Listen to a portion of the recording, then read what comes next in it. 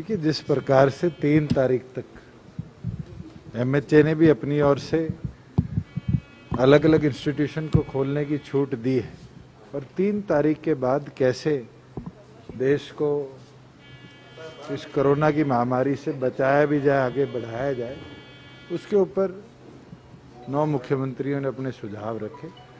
प्रदेश की ओर से भी यही सुझाव रखा गया कि जहाँ बच्चों की शिक्षा एक अहम चीज़ है, वहीं क्योंकि हमारा प्रदेश कॉम्पिटिटिव एग्ज़ाम्स में बड़ा इम्पोर्टेंट रोल प्ले करता है, चाहे वो एनडीए के हों, चाहे मिलिट्री के जॉइंट एग्ज़ाम्स हों, चाहे वो हमारे नीट के एग्ज़ाम्स हों, चाहे सिविल सर्विसेज के एग्ज़ाम्स हों, केंद्र उसके ऊपर भी अपनी रणनीति बनाए। साथ में जैसे यूपीएससी ने एग्जामिनेशन ईयर को सितंबर से शुरू करने की बात करी, सीबीएसई और जो अन्य बोर्ड हैं वो उसके ऊपर अपने विचार करें।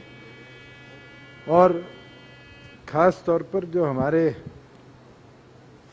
फार्मर्स हैं, आज उनकी प्रोक्योरमेंट को सरकार लेकर चल रही है और उसको और कैसे इंसेंटिव के तौर पर देकर डिले किया जाए, उसके ऊपर केंद्र से आग्रह किया है। हम उम्मीद रखते हैं कि जीवन सामान्य होगा और उम्मीद करते हैं कि 3 तारीख के बाद जैसे जैसे अब रूरल एरिया को खोला गया है, ग्रीन एरिया को खोला गया है, जो हमारे ऑरेंज एरियाज हैं और जो रेड एरियाज में भी कंटामिनेटेड जोन के बाहर के एरियाज हैं, उसको कैसे खोला जाए, केंद्र उसके ऊपर रणनीति बनाए। इसकी गाइडलाइन कब तक, कोई नई गाइडलाइन दोबारा कब तक आएगी? अभी तो 3 तारीख के अंदर लगभग 7 दिन का समय है और ये बड़े अहम 7 दिन, जिस तरीके से केसेस बढ़े हैं अलग अलग एरियाज के अंदर, मुझे लगता है उसकी गंभीरता को हम सबको जानना चाहिए और उसको देखते हुए ही हमें आने की कदम उठाने चाहिए। कुछ राज्यों ने कहा कि लॉकडाउन बढ़ना चाहिए सबको, हरियाणा देखिए, वन साइज के नॉट फिट ऑल की आज सिचुएशन है, हर प्रदेश की अपनी रणनीति है और मुझे लगता है केंद्र भी समझता है जो राज्य आज जीरो इफेक्टेड हैं, जो राज्य आज नेगेटिव की ओर जा रहे हैं, जिनके प्रदेश के जिले धीरे धीरे ग्रीन जोन में 28 दिन के क्वारंटाइन के बाद कन्वर्ट हो रहे हैं, वहाँ छूट मिलनी चाहिए। बिल्कुल इंटर स्टेट ट्रांसपोर्ट बंद है, मगर हमें धीरे धीरे with in district, inter district भी नहीं, विद इन डिस्ट्रिक्ट लाइफ को सामान्य करना पड़ेगा और उसके लिए प्रत्येक राज्य भी, प्रत्येक डिस्ट्रिक्ट एडमिनिस्ट्रेशन को भी हरियाणा ने कहा है कि अपनी प्लानिंग करिए और प्लान बनाकर ही आगे के कदम उठाएं। तो हरियाणा में लॉकडाउन बढ़ाने के समर्थन में है कि आपको लगता है? देखिए, अगर हम 5 डिस्ट्रिक्ट्स की बात करें, पंचकुला हो, सोनीपत हो, पानीपत हो, गुड़गांव हो, फरीदाबाद हो, आज जरूरी है यहाँ पर सख्ती रखना, मगर बाकी जिले सामान्य तौर पर अपने जीवन काल में आए, इसके भी। सर, इंडस्ट्रीज की बात करें तो क्या स्थिति है, कहाँ मौजूद है? लगभग 73 लाख एम्प्लॉइज तो हमारी इंडस्ट्री में वापस आ चुके हैं।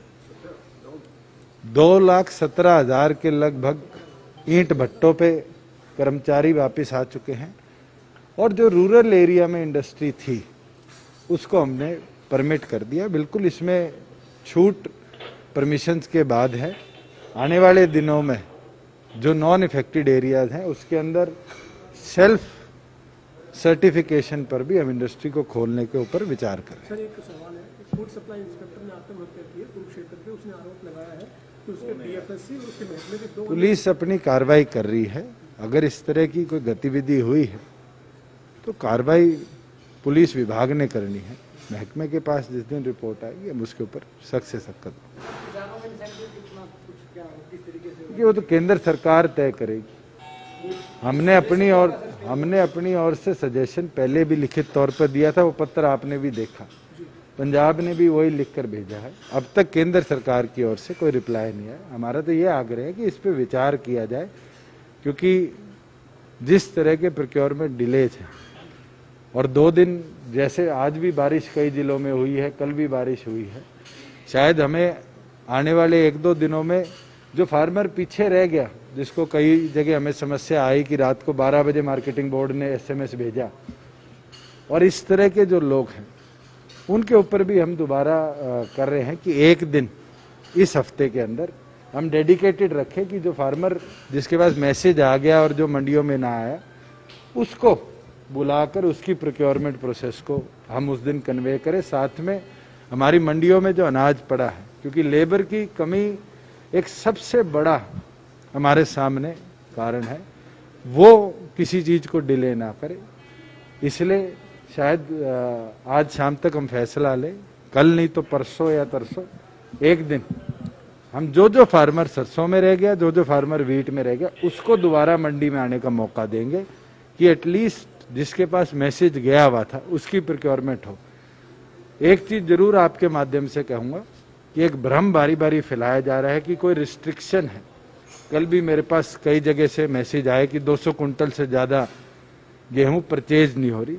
ये आंकड़ा मैं आपको बता देता हूं, पानीपत मंडी के अंदर एक फार्मर 1609 कुंटल गेहूं लेके कल आया और 1609 कुंटल उसकी परचेज करी। सरसों के जितने हमारे फार्मर्स थे, पहले 3 दिन वालों के खाते में पैसे आ चुके हैं। मेरे पास स्वयं एक फार्मर का मैसेज आया कि मैं 1,09,000 रुपया मेरे खाते में आ चुका। हम आपको दोबारा आपके माध्यम से फार्मर्स को बता देते हैं कि 2.5% जो आड़ती की आड़त है उसको कोई नहीं रोकेगा। 450 करोड़ रुपया आड़तियों के लिए हमने अलग से रखा हुआ है। 22,000 करोड़ रुपया हमने CCL के माध्यम से वीट के लिए रखा हुआ है। टाइम लग सकता है, मगर आप भ्रमित ना होइए। जिस दिन आपको संदेश आए उस दिन आप मंडी में आए। जितनी आपकी गेहूं है कोई रिस्ट्रिक्शन नहीं है।